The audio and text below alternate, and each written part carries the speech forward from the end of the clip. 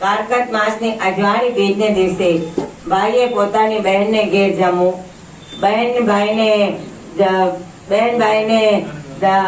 કપાળે ચાંદલો કરી ચોખાથી વધાવી ઓવાણા લેવા અને ભાઈને સુખ સમૃદ્ધિ માટે પ્રાર્થના કરવી।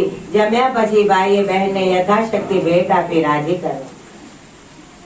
સમગ્ર સૃષ્ટિને અજવાળનાર સૂર્યદેવને બે સંતાન હતા। પુત્રનું નામ યમરાજ અને પુત્રીનું નામ યમુનાજી હતું।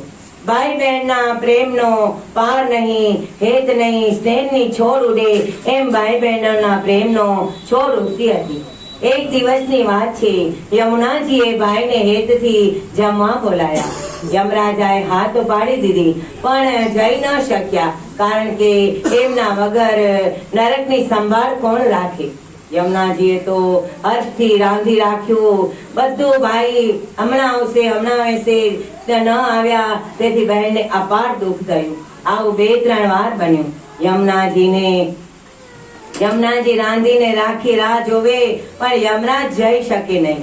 આખરે યમુનાજીએ ખૂબ જ આગ્રહ કર્યો ત્યારે યમરાજાએ નરકમાં સંપડાયેલા બધા જીવોને છોડી મૂક્યા અને બહેનના ઘરે જમવા પધાર્યા।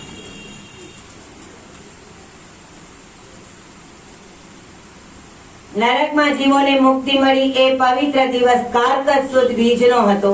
યમુનાજીએ ભાઈના આગમનથી રાજી થઈ ગયા।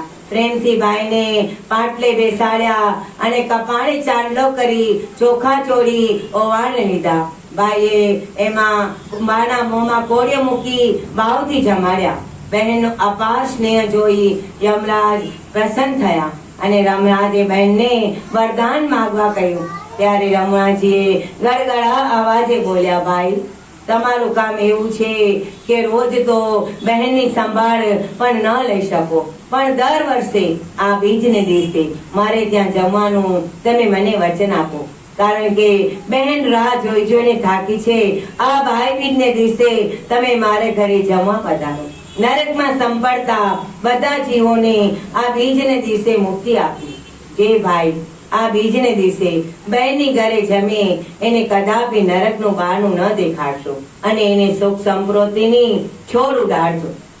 તથાસ્તુ યમરાજાએ કહ્યું, હું દર કારકત સુદ બીજને દિવસે તમારે ઘેરે આવીશ। નરકના જીવોને છૂટા કરીને અને જે ભાઈ આ બીજને દિવસે બહેનને ઘેર જમશે તેને કદાપી નરકનું બારણું ભોગવવું નહીં પડે।